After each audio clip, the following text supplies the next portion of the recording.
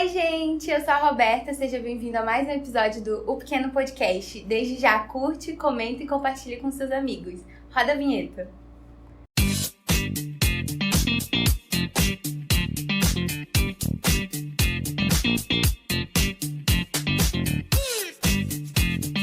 Bom, hoje nós estamos com convidados muito especiais e eu vou apresentar eles para vocês. Hoje nós iremos receber o Elias Pereira da Costa, mais conhecido como Elijah, natural de Quari, graduando de Direito na Universidade Federal do Amazonas, vice-coordenador do projeto FD nas escolas, coordenador do projeto Artes e Jaguar, palestrante nas escolas, coordenador do projeto Artes e Jaguar, palestrante sobre pautas indígenas, ativista social em movimentos para a profissionalização na comunidade, empreendedor, reflexologista, podal e confeiteiro no tempo do Covid. Participou da arrecadação do Friday for Future Brasil para povos indígenas e ribeirinhos e no SOS Amazônia. Nós também estamos recebendo a Thaís Torres Sobreira, palestrante, pesquisadora e vice-coordenadora do projeto FD nas escolas. Bom, sejam bem-vindos. Estou muito feliz de vocês estarem aqui hoje. E bom, para começar, a gente vai conhecer um pouco os convidados. Eu vou começar aqui pelo Elias. Eu quero que você fale um pouco sobre a sua história desde a sua infância. Você pode contar suas motivações, suas estratégias e como que você se desenvolveu até hoje. Bom, como disse, eu sou natural de Quari, é minha terra, né? Eu cresci lá e conforme foi o tempo, a gente precisou de uma necessidade de vir para Manaus em busca de trabalho. Eu logo de início morei com meus avós, só quando eu vim para Manaus que eu fui morar com meus pais. Bom, esse processo que eu fui passando em busca de reconhecimento de ser quem nós somos e dizer qual é o meu propósito de vida, eu sempre me olhei assim e tive outras pessoas como referência. Eu acho que pelo fato de, desde cedo, a minha avó sempre me ensinou a ajudar pessoas, isso veio como um objetivo para mim. Porque, assim mesmo como uma vez eu fui ajudado em questão de vir para Manaus, muitas vezes numa questão de vulnerabilidade social, algumas instituições me receberam e agora eu quero fazer, não uma obrigação, mas como um propósito de me querer receber outras pessoas também. E história que me inspirou e motivação foi... Eu trabalho com pautas, como foi dita, sobre direitos. E o nosso foco é crianças e adolescentes. E o que me inspirou nessa parte foi retrazer esse resgate sobre direitos. Porque quando eu era criança, alguns direitos meus foram violados numa questão de respeito ao meu corpo. E o direito, mais que ele não seja, digamos, perfeito, ele foi uma ferramenta para mim alcançar, digamos, de fato, uma pequena justiça acerca disso. Então eu olhei para mim e eu disse, assim mesmo como alguém me ajudou a querer libertar, digamos, de uma forma de problemas emocionais e de abusos, eu também quero fazer a mesma coisa em relação. E o projeto que eu faço parte, a FD nas escolas, vem com isso, como uma forma, um resgate da minha inspiração para mim e uma motivação para mim continuar fazendo. Eu quero... Você falou um pouco sobre coisas que te inspiravam e ali na sua infância, né, durante todo esse processo. E eu queria perguntar, assim, pode ser alguém quem te inspirou ou pode ser algo que te inspirou, assim, que te motivou para começar a ser um ativista, para lutar pelas essas causas aí que você defende? Bom, o que me inspirou, digamos assim, foi a minha avó. Eu vejo minha avó assim como uma referência de pessoas, assim. Onde ela chegava, ela conversava com as pessoas, ela, querendo o pouco que ela tinha, ela trocava. E isso me inspirou bastante. E como eu disse, eu fiz parte de algumas instituições quando eu era criança. Uma delas foi o La Fabiano de Cristo, uma instituição social para crianças em situação de vulnerabilidade. E lá a gente tinha desde esse acolhimento por meio da arte, tanto que eu tenho um projeto também de arte para crianças. E meu primeiro lugar de atendimento foi a instituição, então foi tipo uma retomada daquilo que uma vez eu recebi, eu queria dar de volta. Então, além da minha avó, teve a instituição, onde eu vi professores que também buscavam essa causa de querer ajudar crianças e adolescentes por meio de ações sociais. Então, isso me inspirou bastante a arte lá, porque lá a gente tinha conhecimento de dança, teatro, e desde cedo eu tinha isso de não apenas levar o conhecimento, ajudar, mas também querer dar uma motivação para as outras pessoas. Entendi. Agora, já falando mais, entrando mais ali no contexto do trabalho, né, do Elijah, como ativista social. Então, eu quero saber quando você começou a lutar, como que foi esse início, esse processo para lutar pelas causas sociais que você defende. Você pode contar um pouco pra gente? Bom, eu acredito assim, que veio no meio do Covid. No meio do Covid, a gente passou por momentos de ansiedade, pânicos, e eu buscava em mim, em si, de uma forma, querendo ou não, eu via como uma forma egoísta, apenas me salvar, digamos, naquilo que a gente pensava ser o fim do mundo. Só que o que eu entendi, antes de me salvar, por que não salvar outras pessoas? E nesse contexto de salvar, não falo apenas de algo religioso em si, mas em questão de ajudar. Porque quando a gente se olha como ser humano e vê que a gente é muito mais do que apenas o egoísmo, e a gente deveria devolver a forma que um dia a gente recebeu, então começou com pequenos projetos. Minha tia, ela é coordenadora da Fundação da Faz, ela me chamou para alguns projetos com povos indígenas, e eu acredito que assim começou a minha caminhada. O meu primeiro foi o SOS Amazônia, em qual eu ajudei gravando o vídeo, e a gente conseguiu a arrecadação que era para ajudar povos indígenas e ribeirinhos de comunidades isoladas que estavam sofrendo com problemas de Covid. Quais são as causas que você defende, assim, além das causas dos povos indígenas? Existem outras que você defende também? Sim, eu defendo, além das causas de povos indígenas, eu tenho um contexto comigo que é a interação da cultura nas escolas, a defesa de como a cultura deve estar dentro da escola em questão de ensino, a questão da prática, porque o que acontece, a gente entra numa escola, geralmente a gente percebe que é tudo padronizado, ainda mais com esse novo ensino médio. Então, que parte vai entrar os conhecimentos culturais, que parte vai entrar em saber a sua história, além de um livro que só vai contar a história de outros estados, culturas de outros estados. Outra coisa também é a questão que eu trabalho com artes para crianças, com a introdução de arte ser para todos, ser um alcance, porque é um direito constitucional, o direito à cultura, o direito ao lazer. Outra coisa também é a questão de a violência sexual e o assédio. Nas minhas palestras eu trabalho muito e é uma forma assim que eu vejo como uma causa que precisa ser passada para as crianças e adolescentes. Durante esse processo, eu sei que trabalhando dessa forma, né, sendo ativista, você deve ter tido muitos obstáculos, né? Eu queria que você contasse, assim, qual foi o maior que você passou e você falou assim, não vai dar mais, não vou conseguir. E você conseguiu, né? Que você está aqui hoje. Eu acredito assim, um dos meus maiores obstáculos era entrar numa faculdade, sendo sincero. Porque, tipo assim, eu posso estar fazendo outras coisas fora, mas querendo ou não, uma graduação leva muito em conta. Uma graduação de você ter um nome. E eu pensei que eu não iria conseguir, porque eu estudava no meio do Covid, então ansiedade, crises de pânico, isso me afetava muito em questão quando eu estudava. E a minha falta de concentração, que eu tenho bastante. Então, a faculdade foi pra mim algo assim que abriu portas. E algo assim que eu pensei, sendo sincero, eu pensei que eu não iria alcançar. Ainda mais a que eu faço, que é de Direito, que é vista como um curso de elite. E por meio dela, eu também quero usar, porque eu quero lutar, mas na forma jurídica, por esses direitos de adolescentes e crianças. E também indígenas. Agora a gente vai entrar já mais para falar sobre o projeto que você participa, que é o projeto FD nas escolas.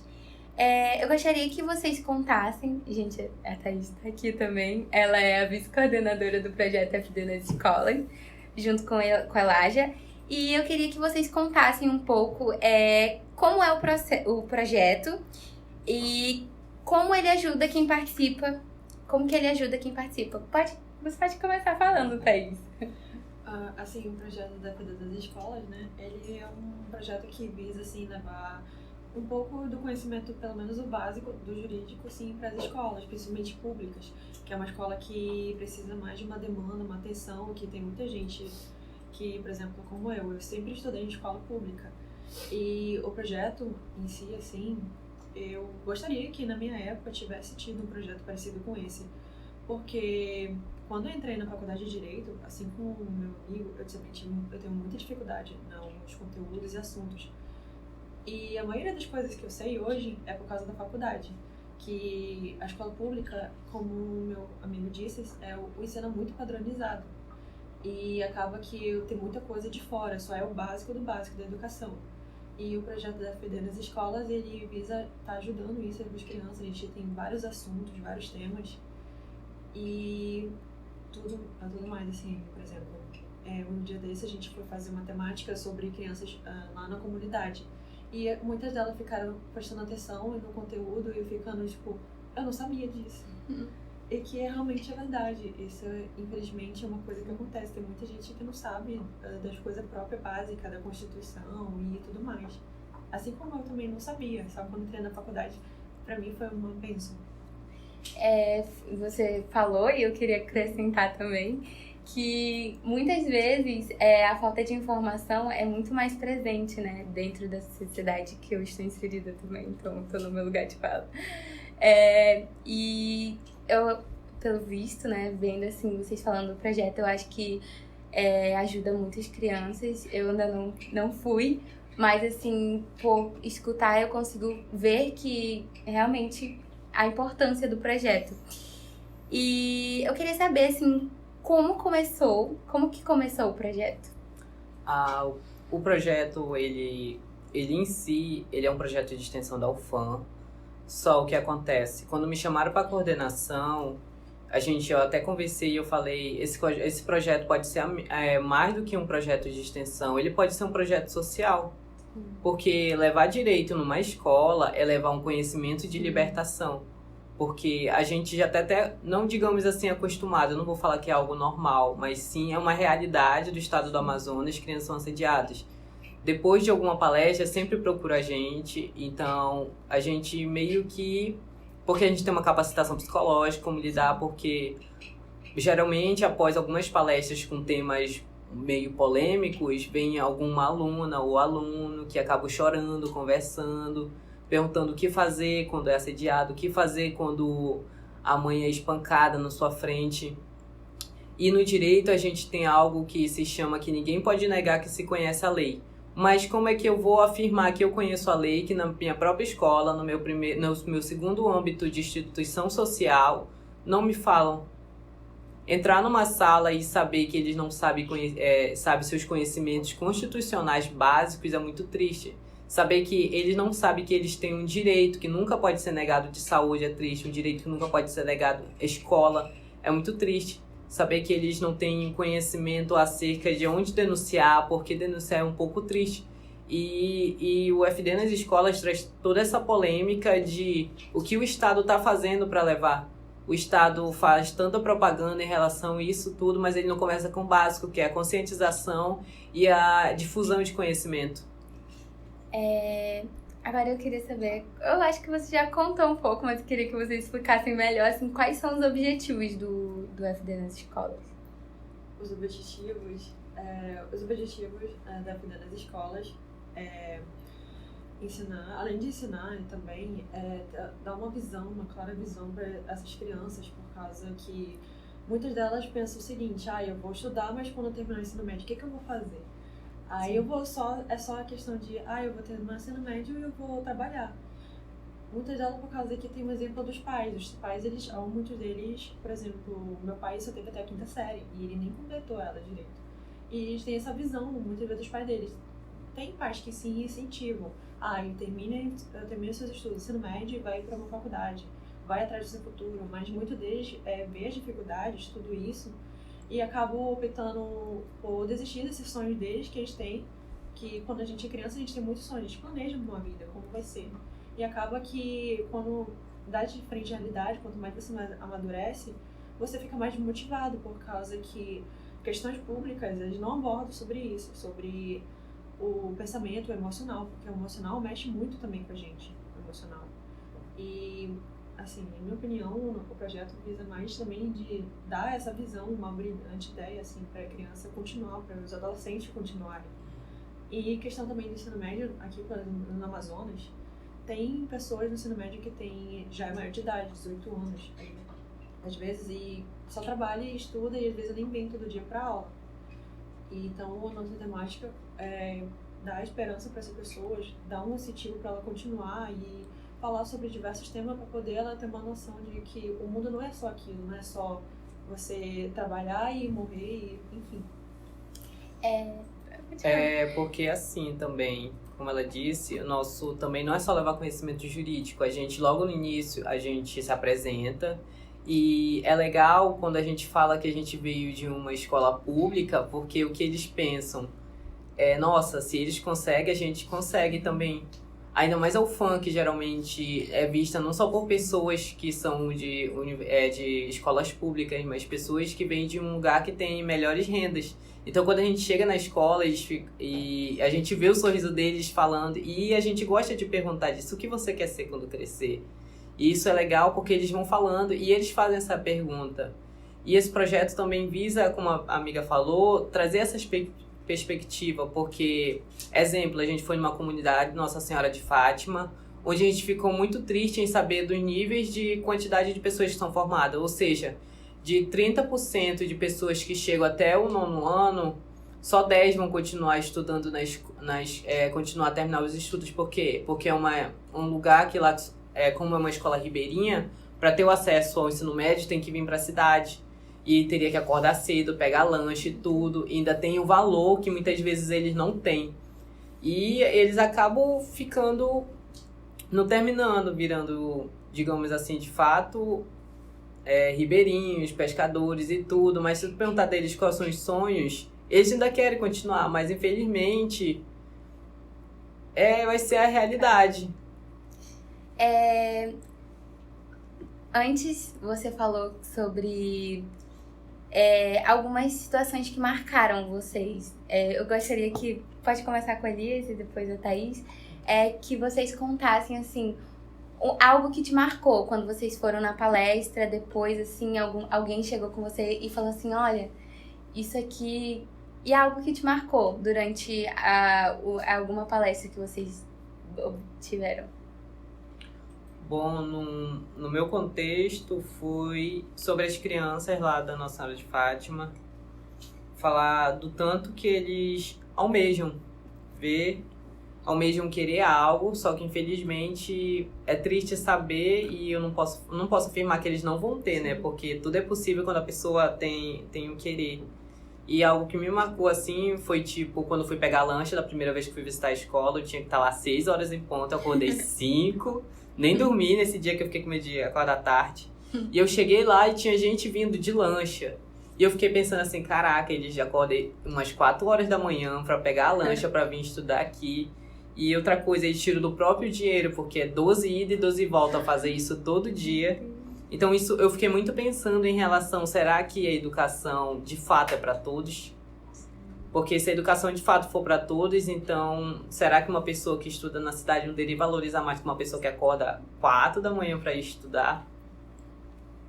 E isso me marcou bastante, porque logo depois que eu voltei daquela escola eu fiquei pensando, nossa, caraca, será que eu quero tanto que eles todos terminem o estudo? E na minha segunda visita que eu fui lá, eles, oi tio, tudo bem? E o que me marcou também foi, quando eu fui lá, a gente tinha que levar nosso alimento, né, tinha micro-ondas, e lá ficou sem luz. Aí a gente acabou comendo nossa comida gelada. E aí eu fiquei pensando, nossa, eles estudam aqui sem luz, muitas vezes a gente reclama, mesmo que esteja calor, a gente tem pelo menos um ventiladorzinho. E lá, quando vai embora a luz, também eu fiquei pensando, eles vão para debaixo da mangueira estudar no sol. Isso eu fiquei pensando assim, nossa, o quanto... Muita vontade, né, de estudar. Enquanto o Estado não está valorizando os sujeitos e suas relações de diversidade, em relação de locomoção e local. Isso me marcou bastante, que eu fiquei muito pensando de fato, o que está sendo a educação no estado do Amazonas.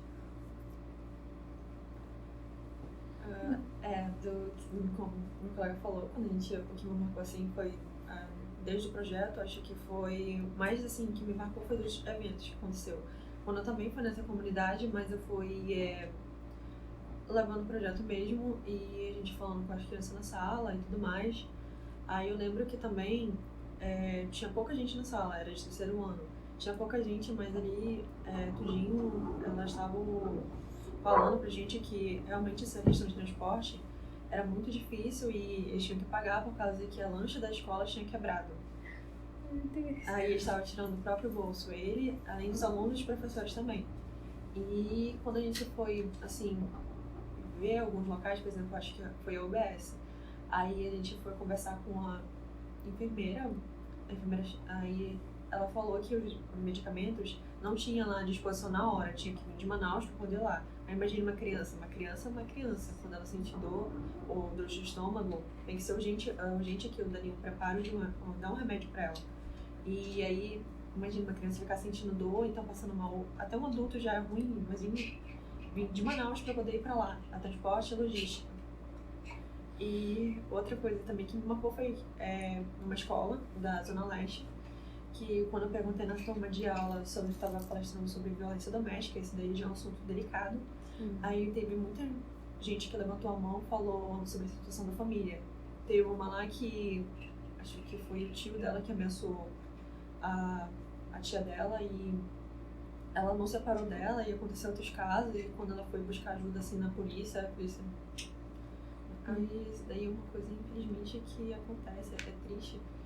Mesmo que tenha essa intervenção, assim, da polícia, ainda tem aquela outra questão de ficar toda hora vendo se a pessoa tá bem ou não. É por causa que, como disse a pesquisadora, eu já fiz um projeto sobre temas de violência doméstica e outras questões, assim, da mulher. E eu gosto muito de abordar sobre esse tema por causa que eu sou mulher e tudo mais.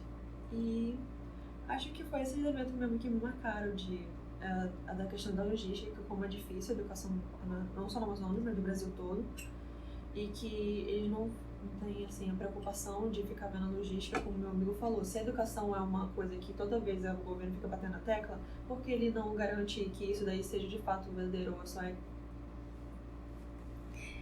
Antes da gente encerrar, né, o nosso podcast, eu queria que você comentasse sobre essa foto.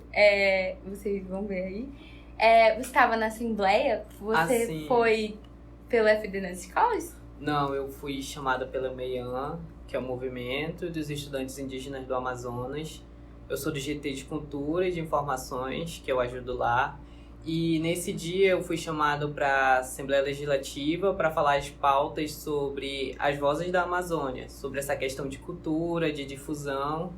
E lá eu expliquei algumas coisas, expliquei sobre a cultura e eu falei um pouco da minha pesquisa, que a minha pesquisa são a falta de políticas públicas para indígena no contexto urbano. O que acontece? Muitos se dizem que os povos indígenas têm privilégio em questão de saúde, educação, mas o que acontece? Eles estão ligados à localidade. Mas o que acontece quando o indígena sai de sua comunidade, sua aldeia, para vir para o contexto urbano? Eles perdem esses direitos, entende?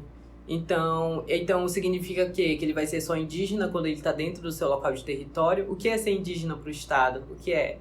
E nesse contexto, eu expliquei um pouco, falei sobre a questão do Covid, eu falei como a gente perdeu essa questão de dados de povos indígenas que morreram no Covid, porque, ou seja, quando você vai ao médico no tempo do Covid, era o seguinte, preenche essa ficha, pretos, pardos e brancos e amarelos, porque não os indígenas? E se tiver indígenas, em qual etnia? Então, seja, com o Covid... muitos povos morreram e a gente não tem a quantidade. E também tem a questão de ser atendido culturalmente. Tipo, algum indígena que vem de sua comunidade e vai precisar ser internado. Tem alguns indígenas que eles não gostam de deitar em maca e gostariam de uma rede, só que infelizmente o Estado não traz isso. E sendo que isso é um direito, são direitos constitucionais básicos, que é o direito à saúde e o direito à cultura. E são duas coisas que, infelizmente, o Estado não traz um amparo. Você falou sobre isso e agora me surgiu uma pergunta também sobre essa questão. Você cresceu na comunidade, né? Na comunidade aqui do Amazonas? Ou daqui de Manaus? Desculpa. Qual o contexto? Não, de comunidade, assim. A indígena? Não, indígena. Ah, não.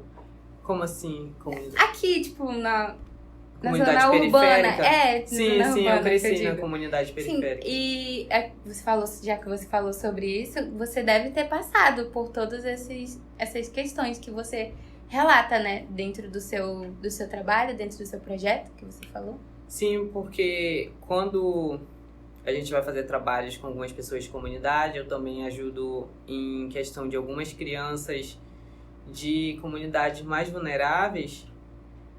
A gente passa por muita dificuldade, ou seja, muitas vezes a falta de auxílio do Estado, quando é para pedir alguma coisa, doação, que a gente precisa realmente às vezes tirar do próprio bolso. A questão de dificuldade de logística, porque, digamos assim, eu não vou ter dinheiro todo dia para, digamos, ir numa manifestação e ir numa reunião de associação. Então também tem essa questão de logística, que a gente passa quem não tem, assim, grande quantidade.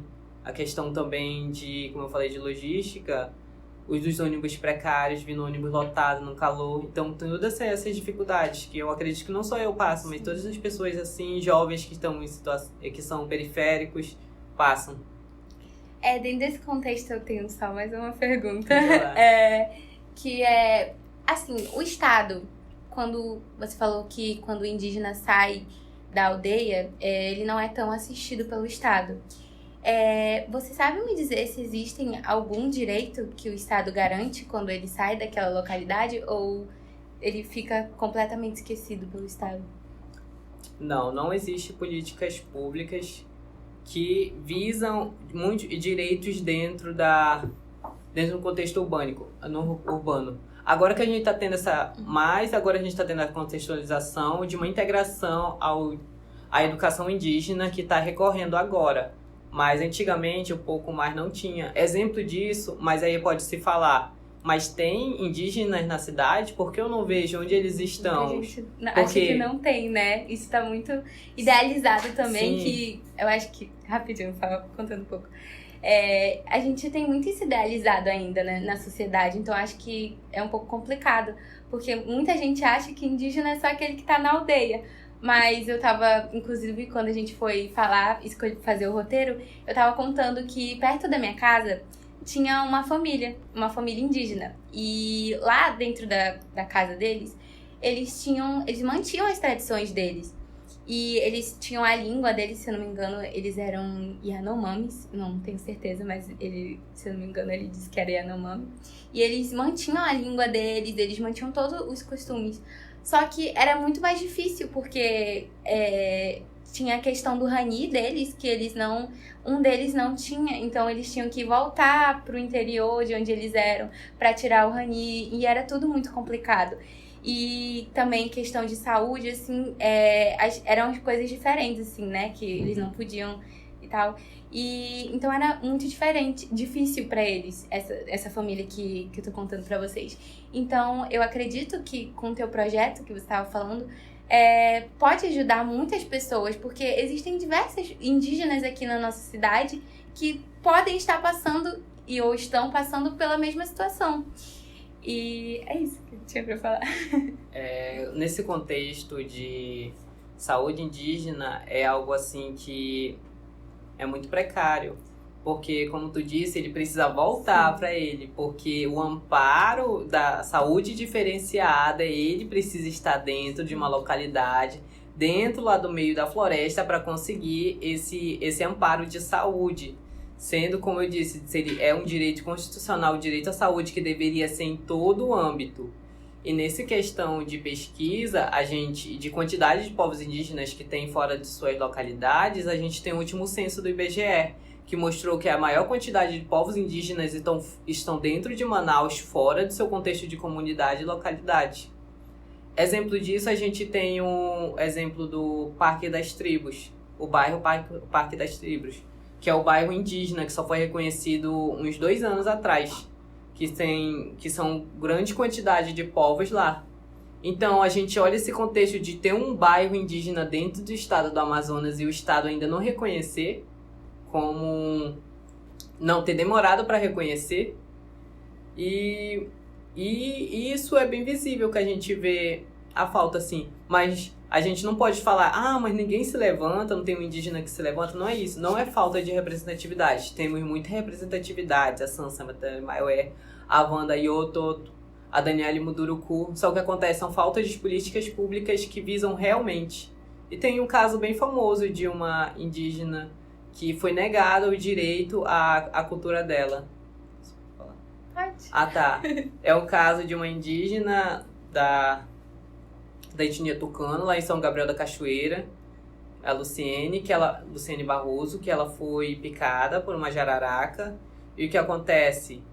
Ela precisou vir para Manaus e ela foi atendida no João Lúcio. E o que acontece lá? Eles falaram que iam precisar cortar o pé dela, precisavam amputar.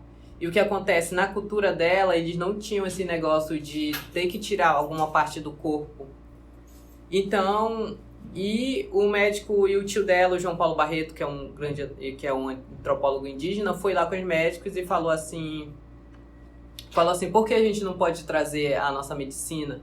E os médicos simplesmente falaram para ele assim, quem é que tem formação?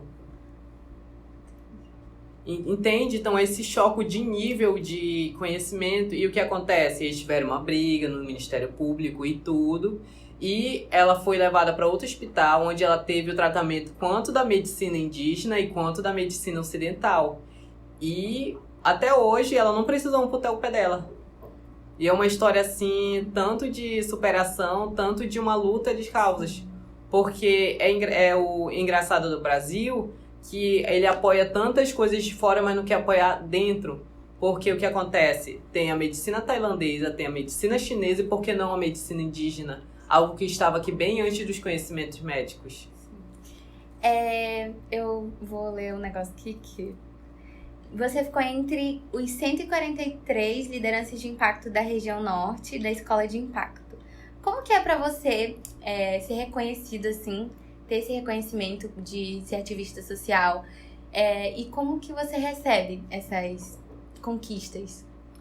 Bom, eu recebo com alegria, né? Porque eu nunca imaginei, assim, que eu estaria trazendo, digamos assim, impacto. Porque eu quero trazer impacto num momento assim tão questionador do nosso próprio estado. É um pouco, digamos, irônico. Porque eu acho assim que todo mundo pode ter um impacto. Porque eu, sendo sincero, eu comecei fazendo a minha parte. E é uma parte assim que eu acho que poderíamos fazer. Ajudar outras pessoas é uma parte que cada um poderia fazer. E se, cada um pudesse fazer qualquer um poderia ser um ativista. Na verdade, qualquer um pode ser uma pessoa de impacto. Então, eu fico muito feliz quando eu vejo essas conquistas.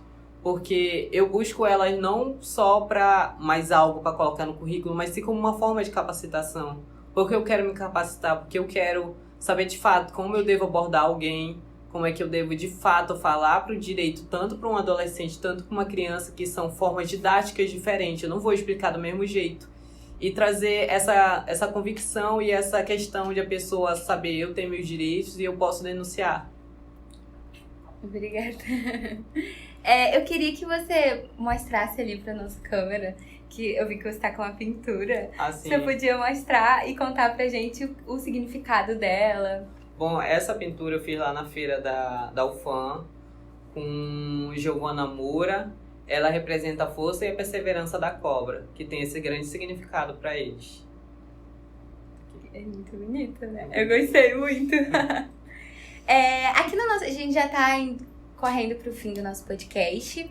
Mas aqui a gente tem 2 perguntas que são as perguntas fixas que a gente sempre tem. Eu vou perguntar para os 2, eu quero que cada um responda, tá? Qual o seu sonho atual? Você pode ser profissional, na luta que vocês estão, ou pode ser um sonho pessoal também. Bom, o meu sonho profissional, eu quero me formar e eu mesmo ser um defensor público. Levar, de fato, assim, direitos para pessoas que não têm condições, tanto em pautas indígenas quanto na pauta de crianças e adolescentes. Esse é o meu sonho profissional. O meu sonho pessoal é abrir uma instituição ou, de fato, fazer parceria com uma instituição que eu possa ajudar e também ter um apoio em relação ao nosso FD nas escolas, porque questão de locomoção que a gente tira. E a gente gostaria de conhecer outras comunidades, de não só conhecer, mas também auxiliar em questão de doações. Tanto que, de vez em quando, a gente faz arrecadação para ajudar em algumas instituições. Meu sonho pessoal... Meu sonho pessoal é continuar na carreira onde eu tô. E porque eu me descobri no direito e também fazendo um projeto. Então eu pretendo, eu entrei no direito por uma causa, sempre tive isso desde pequenininha. Que eu quero fazer uma diferença e eu quero mudar, porque eu sei como é questões sociais e de onde eu vim e tudo mais. Eu sei como é difícil e tudo mais. Eu sei que também eu não vou conseguir do nada. É por isso que... Um processo. É um processo, tudo é um processo. E eu pretendo continuar no caminho onde eu tô e que eu faça a diferença, porque se a gente tem aquela lógica, se a gente vive só uma vez, que a gente faça a diferença. E meu sonho profissional é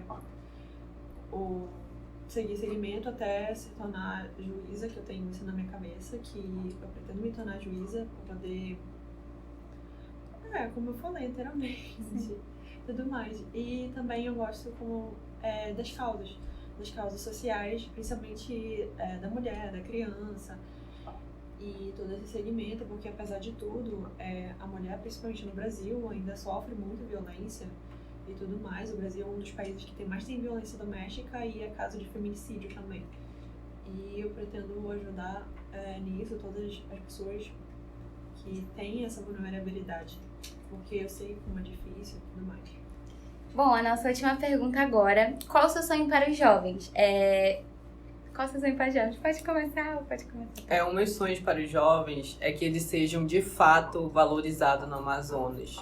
O Amazonas existe uma grande quantidade de jovens negros, pardos, quilombolas, periféricos, brancos, que têm uma grande potencialidade, tanto na questão de artístico, quanto questão de pesquisas acadêmicas, quanto em questão de graduação. Então esse é o meu desejo para eles, que de fato eles sejam valorizados e que eles consigam mostrar os seus trabalhos.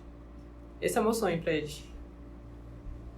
Meu sonho para os jovens é igual do meu amigo, que, eu pretendo que todos os jovens continuem seguindo seus sonhos, não importa qual for, não importa a dificuldade deles, mas que ele continue no sonho deles, porque vai valer muito a pena. E que também que o Estado, as pessoas, elas começam a valorizar mais o sonho dos outros, porque a questão de individualismo ainda é muito grande no mundo todo, E isso é muito difícil para quem tem um sonho e quer continuar esse sonho, mas só que vem todas as dificuldades da vida. Então, meu sonho para os jovens é continue seus sonhos, não importa a dificuldade, não importa o problema, o fator, persevere até conseguir. E que a família, o pessoal, os amigos, dê todo esse apoio, porque é muito importante. Um dia você vai precisar das pessoas. Falar como minha irmã, você só não vai precisar das pessoas se você morar numa montanha. Mas é isso. Eu quero agradecer agora, a gente já tá encerrando nosso podcast. Eu quero agradecer a presença de vocês.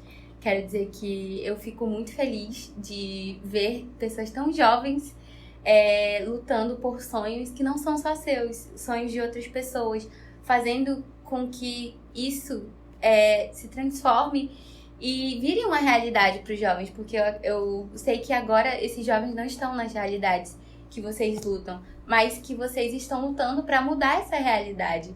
Então, eu acho que vocês são, já contei, mas vocês são os convidados mais jovens a virem aqui. E, além disso, além de serem jovens, já estarem com lutas sociais que são extremamente, assim, que não são vistas e não são assistidas. Então, eu quero agradecer a vocês, porque eu também me sinto representada dentro desse projeto de vocês, porque eu também faço parte da comunidade, também sou mulher. E então, eu sei a importância de tudo isso que vocês estão lutando. E dentro de todo esse contexto de vocês, eu me sinto muito representada. Então, eu quero agradecer a todos vocês. Muito obrigada. E obrigada pelo episódio. Bom, é isso. Curte, compartilhe com seus amigos. E é isso. Obrigada.